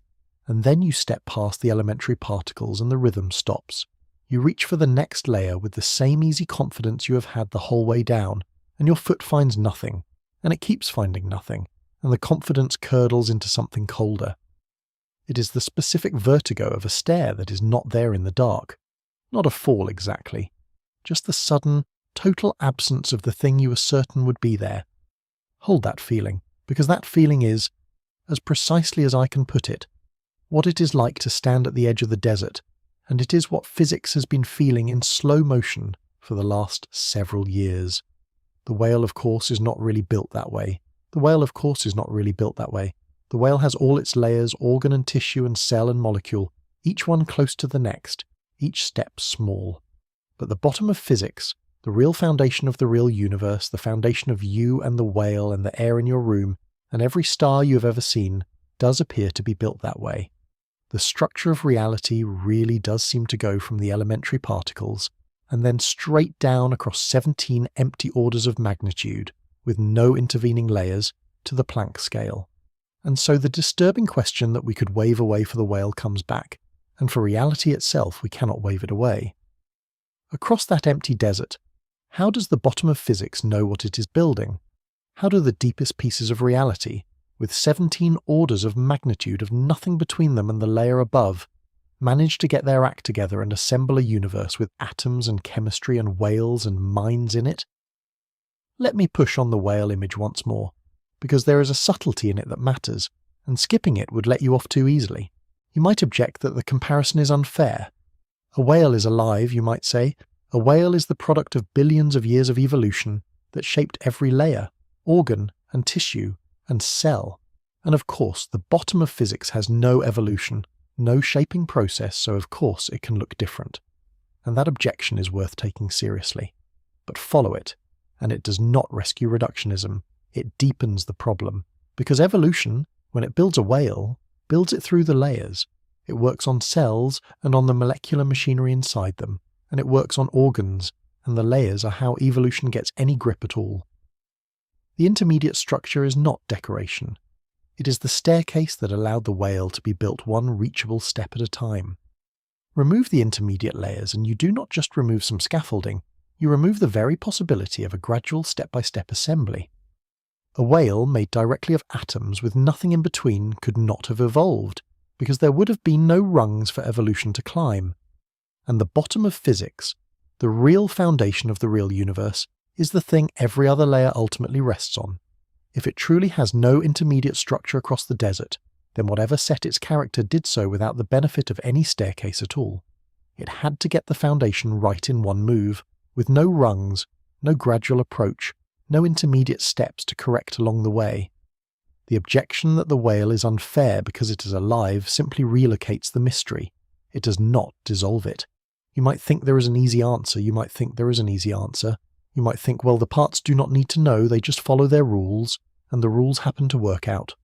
And that is indeed one of the two ways out, and we will give it a fair hearing, but it is not as easy as it sounds, and the reason it is not easy is the deepest part of this whole story. Because reality does have a way for layers to influence each other. It is not pure, one-way, bottom-up emergence. There is a feedback between the layers, and once you understand how that feedback works, you will see that it makes the desert not less mysterious, but far, far more so. We have to look at the feedback. We have to look at the one mechanism reality has for layers to talk to each other and watch it fail to cross the gap. Part 9. The feedback that cannot reach. I have been telling you that emergence runs one way, from small to large. The parts build the whole, blindly, and the whole emerges, and that is true. It is the main current of how reality is organized. But it is not the complete picture, and the part I left out is the part that turns the desert from a puzzle into something genuinely close to a paradox. So let's add it now, carefully. The layers of reality are not perfectly one-directional. There is a kind of conversation between them. It runs in both directions, and physicists describe it like this. The small generates the large, that is emergence, the upward current we already know. But the large also stabilizes the small. Influence runs downward too. And once you look for it, you see this downward stabilizing influence everywhere. Think of a single cell in your body. It emerged, in the upward sense, from its molecules. But can that cell exist on its own, floating free? No. A cell from your liver, taken out of you and set on a table, dies. It needs the whole organism around it. It needs the body to hold the temperature steady, to deliver nutrients, to carry away waste, to maintain the chemical environment it depends on. The organism, the larger layer, reaches down and stabilizes the cell, the smaller layer. Without that downward reach, the cell cannot persist, go down a level. The intricate molecular machinery inside the cell, the proteins doing their precise work, cannot function in just any conditions. It needs the stable, regulated environment that the cell provides. The cell reaches down and stabilizes the molecules. And go down further, as far as physics goes. Consider a quark, one of the elementary particles inside a proton. A quark cannot exist alone. It is one of the iron rules of particle physics. You cannot have a lone quark drifting through space. Quarks only exist locked inside larger composite particles, like the proton. The larger particle reaches down, and in a sense permits the quark to exist at all. So the picture is richer than pure bottom-up emergence. Small generates large, and large stabilizes small. There is feedback. The layers hold each other up, each one resting on the layer below and also steadied by the layer above. It is a more beautiful picture, and a more robust one. And you might think, hearing this, that the feedback could be the answer to the desert. You might think maybe the downward influence is what reaches across the gap. Maybe the upper layers reach down and stabilize the bottom. But here is the catch, and it is the whole catch, the thing the entire video has been walking toward. That feedback, that conversation between the layers, is short range. It is local. Each layer talks to its immediate neighbors and to nobody else. The organism stabilizes the cell, the layer one step down. It does not reach past the cell to directly stabilize the individual proteins. The cell stabilizes the molecular machinery, the layer one step down from it. It does not reach down past the molecules to directly manage the atoms. Every layer influences, roughly, the layer just above it and the layer just below it. The conversation is whispered between neighbours. It is not shouted across the whole building. It works exactly the way the physics within a single layer works, locally, between things that are close together. The feedback has a reach, and the reach is short. Now stand at the edge of the desert with me and feel why this is the trap closing. You are standing on the lowest tested layer of reality, the layer of the elementary particles. Below you is the desert, 17 orders of magnitude of nothing, and then, far below, the Planck scale, the true foundation.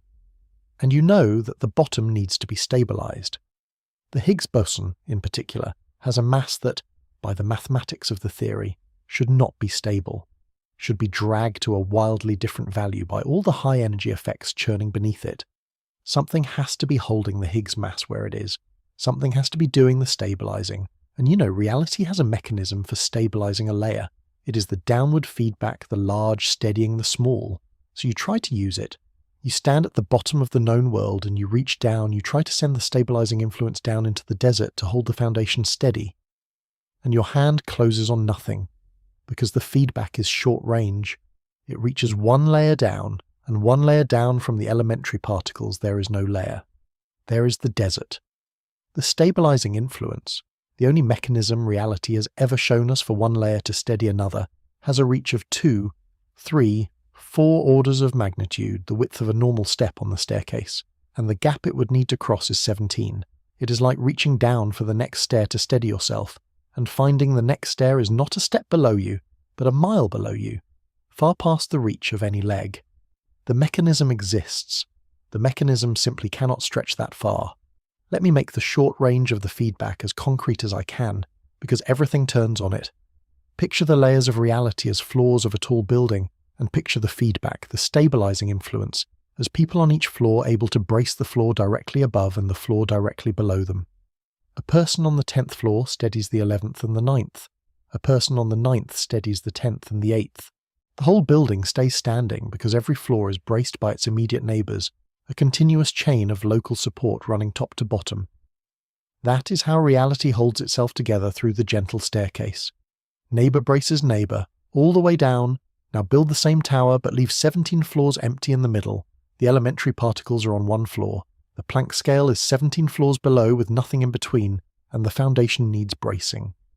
The person standing on the lowest occupied floor, the elementary particle floor, reaches down to brace the floor below, the way every floor braces its neighbour, and there is no floor below. There is a 17-story shaft of empty air, and then, far down in the dark, the foundation. The bracing reflex is intact. The person reaches. The reach is simply, hopelessly too short. No amount of reaching from a neighbour-to-neighbour stretch will ever touch a floor 17 stories away. And yet the Higgs mass is stable. And yet the Higgs mass is stable. We measure it. It sits there at around 125 times the mass of a proton, calm and constant. Reality is, in fact, holding the foundation steady. The stabilizing is happening. We can see that it is happening. We just cannot find the mechanism, because every mechanism we know is short range, and the gap is a chasm. I want to forestall an objection here, because a careful listener will have one ready, and it deserves an answer. You might say, perhaps the feedback is not really short range. Perhaps it only looks short range because in every ordinary case the layers happen to sit close together, and we have simply never had a chance to watch feedback operate across a large gap. Maybe, given a 17-order gap, the feedback would happily stretch across it, and we just have not seen it because nature never gave us the test case before now. That is a fair thought, and notice what it actually is. It is not a defense of the ordinary picture, it is a quiet surrender of it. Because the ordinary textbook understanding of how layers couple, the understanding built from every case we have ever studied, genuinely does say the coupling is local, neighbour to neighbour, short range. If you propose that across the desert the feedback somehow stretches 17 orders of magnitude, you are not rescuing the standard picture. You are proposing new physics. You are proposing exactly the kind of long-range, scale-spanning influence that, when we name it properly in a few minutes, turns out to be the radical option, the one that bends reductionism backward. The objection, followed honestly, does not close the gap. It walks you straight into the strange answer. That is the anomaly in its sharpest possible form. That is the anomaly in its sharpest possible form. It is not merely that there is an empty desert. It is that the universe is right now doing something across that desert that, by every rule we have ever learned about how layers work, it should not be able to do. The feedback between layers is short range, demonstrably, everywhere we look. And the foundation of reality is being stabilized across a gap far too wide for any short-range feedback to bridge. Both of those things are true at once. The universe is performing an action, and simultaneously showing us that it has no arms long enough to perform it. That is the trap fully closed. Something is happening at the bottom of reality that contradicts the rules reality itself taught us. And when you reach a contradiction like that, an honest one, a real one, it does not mean the universe is broken. It means one of your assumptions is wrong. So in the next part, we're going to lay every assumption on the table and ask which one has to give. Part 10. 2 ways the universe could be.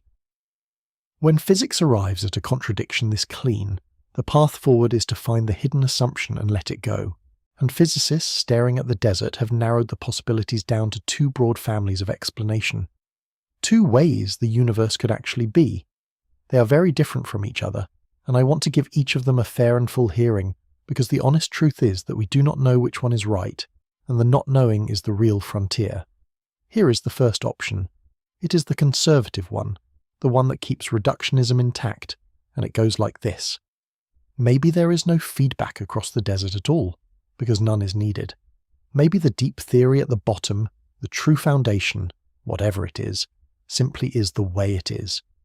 It sits down there at the Planck scale doing its own thing, following its own rules, completely oblivious to the fact that 17 orders of magnitude above it, an extraordinary richness has emerged, atoms and chemistry and oceans and whales and mines. The foundation is not stabilizing anything on purpose. It does not know the upper world exists. It just happens, by the specific values of its own parameters, to be the kind of foundation on top of which such a world can stand. The stability of the Higgs is not maintained by feedback. It is simply a consequence of the deep theory being, by its nature, exactly what it is. Now this option keeps reductionism perfectly intact. Emergence still runs purely upward. The parts still do not know about the whole. Nothing reaches across the desert because nothing needs to. But this option carries a price, and the price is luck. If the deep theory just happens to have exactly the right parameters to produce a stable Higgs in a universe full of structure, then we have to ask why those parameters. They were not selected by any feedback, by any mechanism. They just are what they are, and the values they would need to have to produce the world we see are extraordinarily specific. Out of all the values the Foundation could have had, it has the tiny, precise set that allows a structured universe.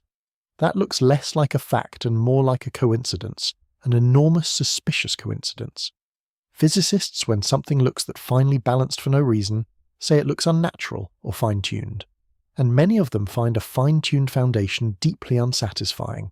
It feels like an answer that is really just the question again, wearing a disguise. There is a way to soften the luck, and you may have heard of it. It is called the anthropic principle. The idea is that maybe the Foundation does not have just one set of parameters. Maybe there are vast numbers of universes, each with a different foundation, different parameters, most of them sterile and structureless and empty, a few of them, by sheer chance, tuned for richness.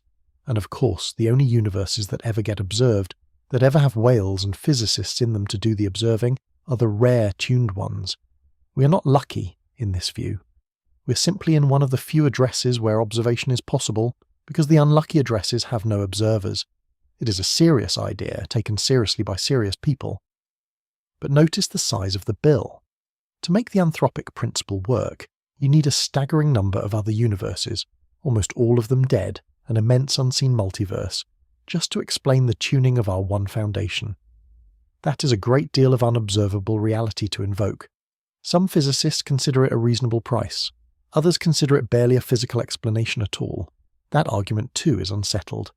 Before we leave option 1, I want to be scrupulously fair to it, because it is easy to make the fine-tuned universe sound absurd, and it is not absurd. Here is the strongest form of the argument for it. We have exactly one universe to look at. One. And from a single example, You genuinely cannot tell the difference between a coincidence and a law. If you flip a coin once and it lands heads, you have learned almost nothing about the coin. The fact that our universe's foundation has the precise character needed to produce structure might look like a wild coincidence. But with a sample size of 1, we have no standing to say it is a coincidence at all. Maybe a universe could only ever have been this way. Maybe the parameters we call finely tuned are not free to be anything else, fixed by some deep necessity we have not yet discovered, and there was never any tuning, never any luck, just the only possible foundation being the only possible foundation. We would not know. We cannot know from inside the only universe we have ever seen. The defender of option 1 can simply decline to be impressed by the apparent fine-tuning, and they are not being unreasonable when they do. So that is option 1. The foundation simply is what it is. No feedback, reductionism intact. But the price is luck, or else an ocean of unseen universes. Now, let me give you option 2.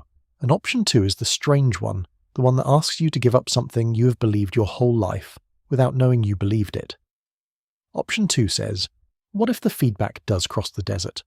What if there really is a downward influence reaching from the large scales to the small, from the top of the desert to the bottom, and it is simply stronger and longer ranged than the standard reductionist picture ever allowed? What if the Higgs, the upper layer, genuinely does reach down and tell the deep foundation how to arrange itself across all 17 orders of magnitude so as to keep the Higgs mass stable? Or, even more radically, what if the Higgs mass is not stabilized from below at all, but from above? What if some of the influence that sets the foundation of reality comes down from the larger scales, rather than up from the smaller ones? Let me make option 2 as concrete as I can, because abstraction is its enemy, and a clear picture is its friend. In the ordinary reductionist story, you could in principle write down the deep theory at the bottom, the foundation, knowing nothing whatsoever about the upper world, and then turn a crank and watch atoms and chemistry and whales come grinding out as consequences. The foundation is the input. Everything else is output. The arrow points one way. Option 2 says the arrow may point both ways. It says you might not be able to write down the foundation in isolation at all, because some of what fixes the foundation is the existence of the upper world itself. The large scale and the small scale would be solved together as a single linked problem, each constraining the other, neither one simply prior to the other. It is less like a tower built from the ground up, and more like an arch, where the stones at the bottom and the stones at the top hold each other in place, and no single stone is the foundation, and you cannot build any part of it without the whole shape being present at once. Say that plainly, and hear how it sounds. Say that plainly and hear how it sounds. It sounds like the atoms knowing what they are building. It sounds like the whole reaching down and shaping the parts.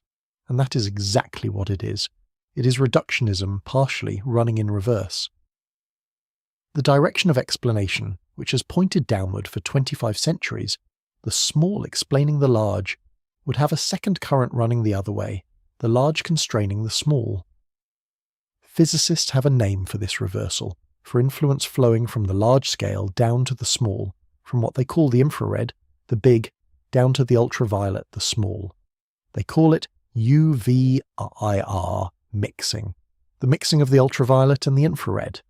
The two ends of the scale, which reductionism insists are cleanly separate with the small purely in charge, would instead be tangled together, talking to each other, each one shaping the other.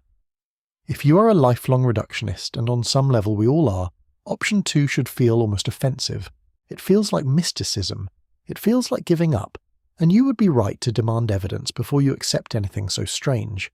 You would be right to say, show me one place, just one, in all of physics, where this UVIR mixing, this large shaping the small, actually happens.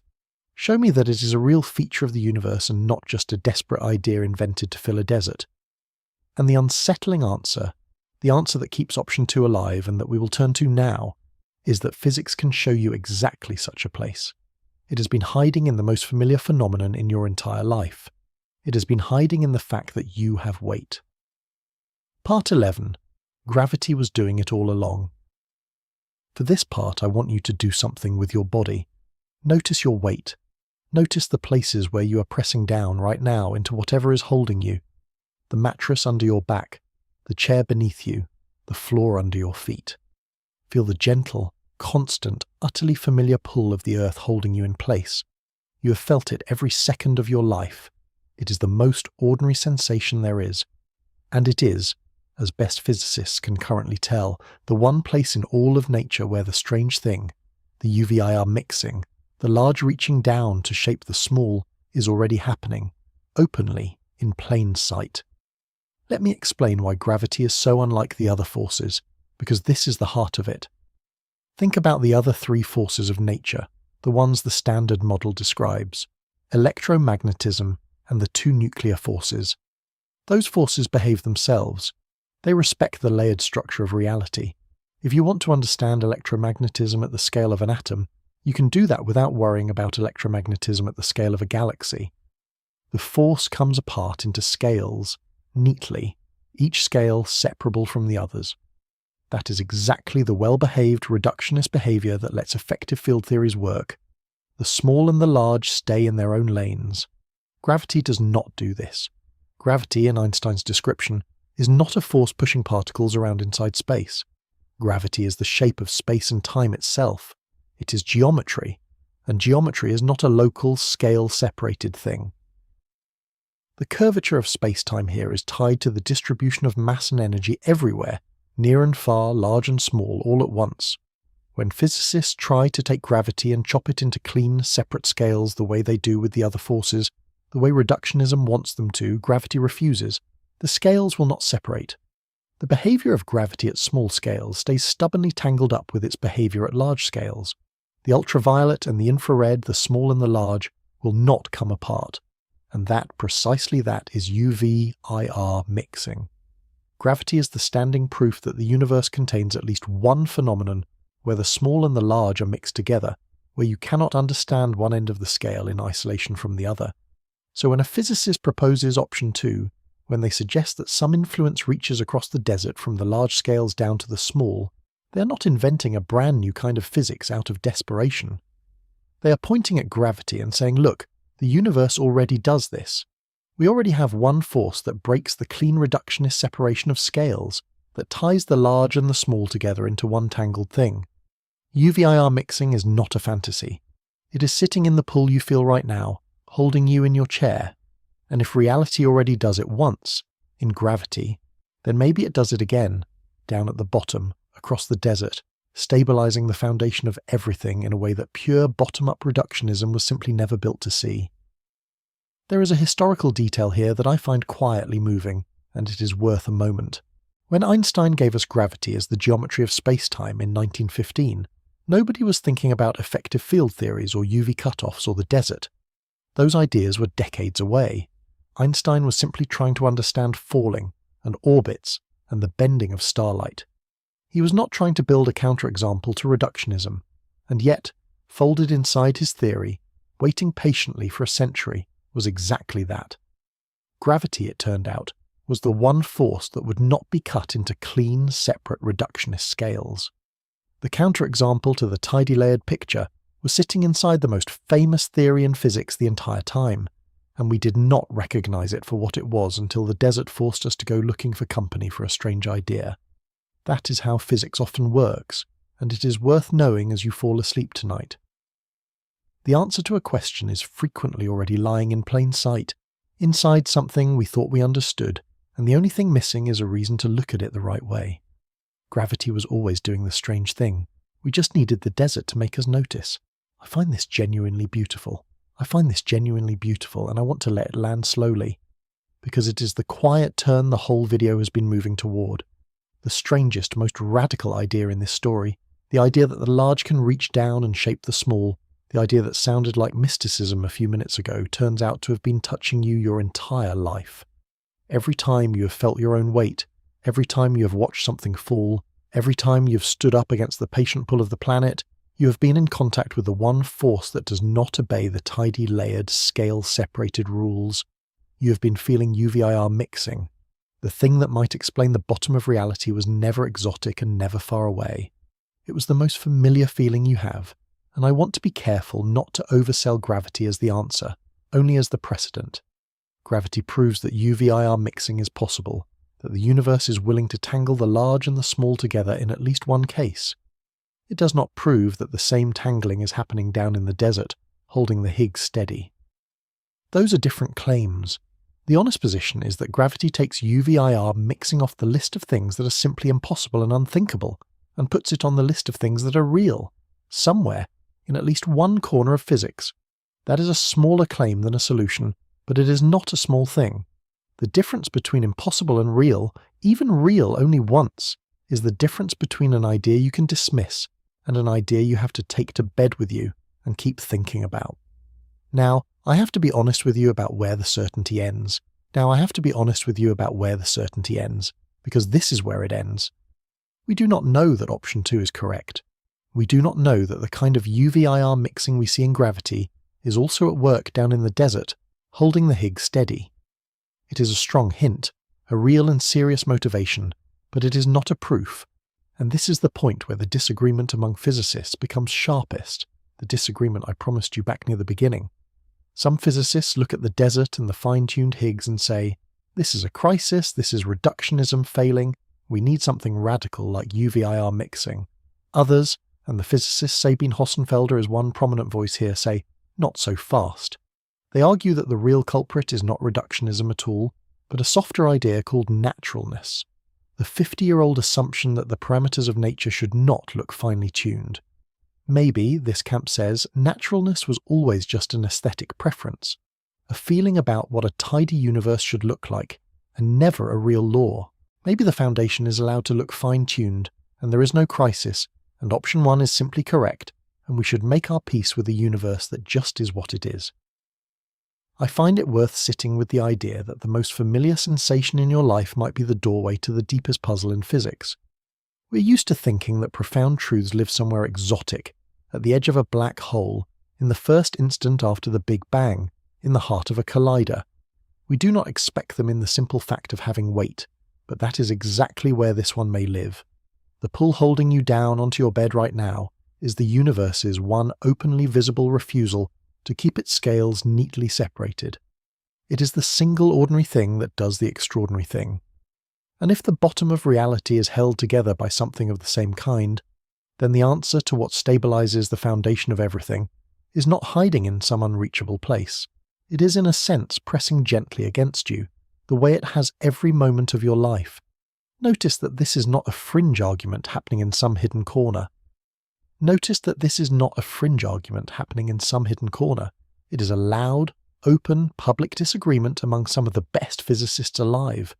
And I think that is worth pausing on, because the title of this video used the word terrifying, and you might have expected going in that the terror would come from a cover-up, from physicists hiding a crisis.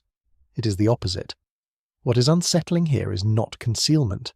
It is that the people who understand the foundation of reality better than anyone, in full public view, with no agreement among them, are no longer sure that the oldest organizing principle of their science still holds at the bottom.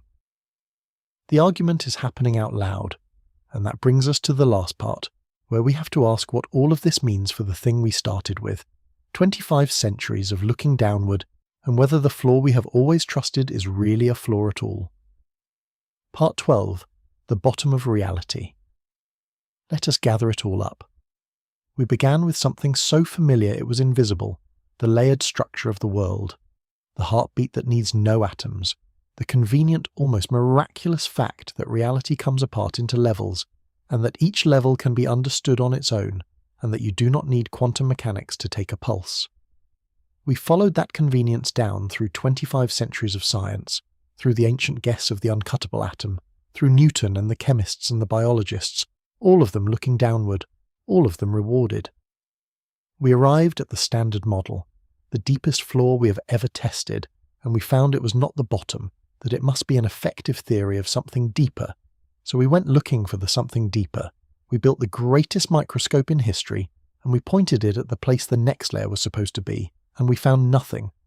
We measured the gap, and the gap was a desert, 17 orders of magnitude wide, as empty as the span from an atom to a whale. And then we found the real problem.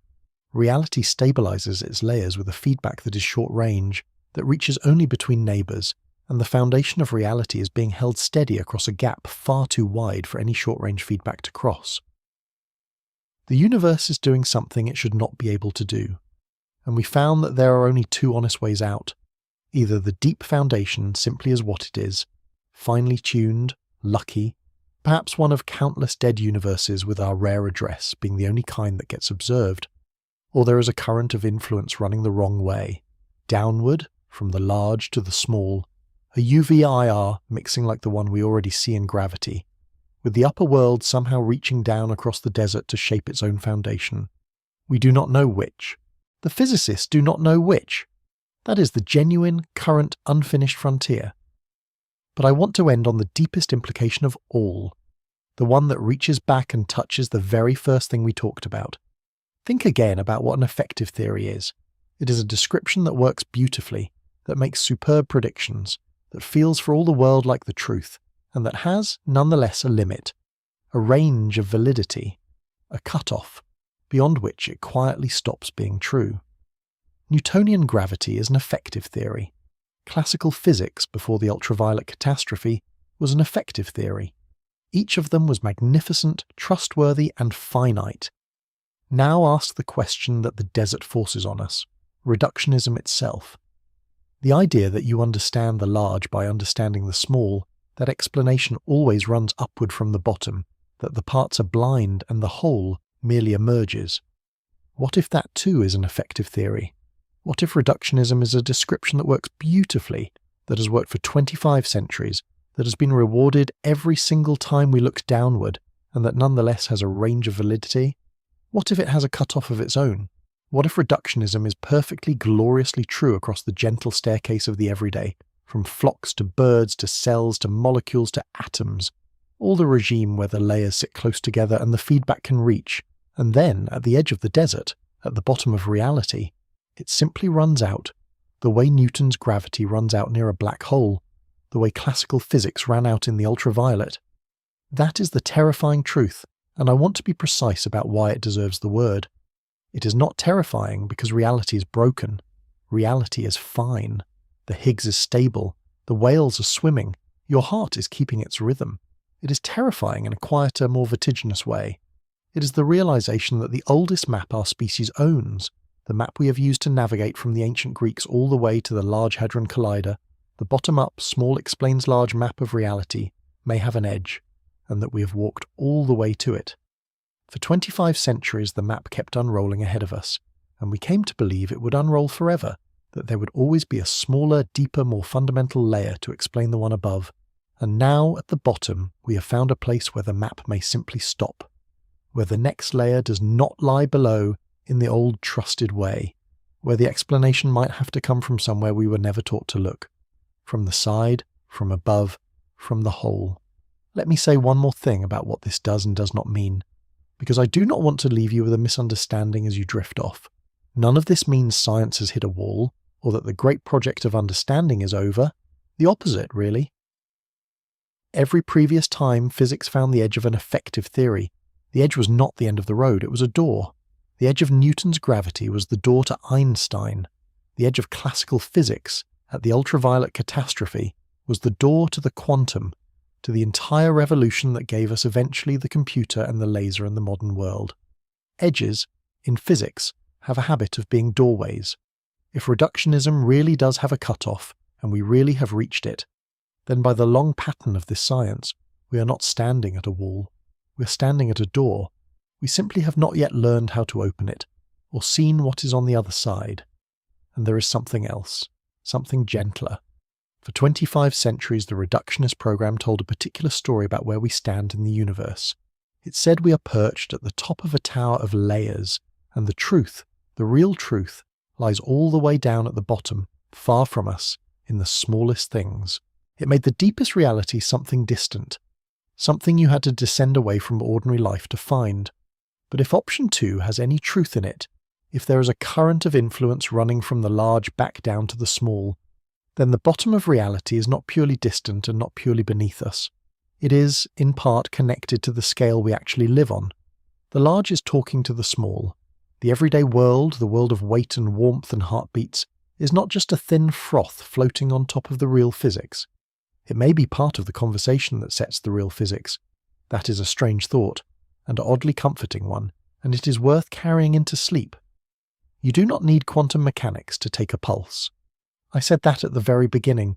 You do not need quantum mechanics to take a pulse. I said that at the very beginning, and I meant it then as a comfort, as a description of how kindly the universe is arranged, how it lets us study one layer and ignore the rest. But hear it again now, at the end, and it sounds a little different. The same convenience that let us ignore the layer below, all the way down, is the convenience that hid this from us. We could always look downward and find another floor, so we never had to ask what would happen if we reached a place where looking downward stopped working. And now we have reached it. The clue was never going to be a strange particle or a hidden signal. The clue was in the spacing of the layers themselves, in a gap 17 orders of magnitude wide, written into the architecture of reality from the very start, waiting all this time for us to descend far enough to notice it. And consider, before you do, how rare it is to be alive at a moment like this one. For most of the 25 centuries we have been talking about, the reductionist map simply worked, quietly, in the background, and nobody had any reason to question it. To live in a generation that gets to watch the map reach a possible edge, that gets to stand at the rim of the desert while the question is still genuinely open, while the smartest people in the field are still arguing it out in public with no answer agreed, is a strange privilege. Most mysteries in the history of science were solved before most people ever heard of them. This one is not solved. It is happening now, in our time, unfinished, and you have just walked all the way to its edge. So tonight, as you lie here, settle into this thought rather than away from it. So tonight, as you lie here, settle into this thought rather than away from it. You're made of layers. Flock and bird and cell and molecule and atom, and beneath the atom the elementary particles, and beneath them the desert, and beneath the desert the quantum fabric of space-time itself, the true and final floor. You are a structure that climbs out of a foundation it cannot quite reach, across a chasm it cannot quite explain, held together by something the universe has not yet let us see. And the deepest question physics has, the question of whether reality can ever be fully explained from the bottom up, or whether the bottom was always going to keep one secret for itself, is not a question about distant galaxies or exotic particles. It is a question about what you, lying here in the dark, are actually made of. The bottom of reality is unfinished. The argument is still open, and the universe, patient and vast and layered all the way down, is in no hurry at all to tell us how the story ends.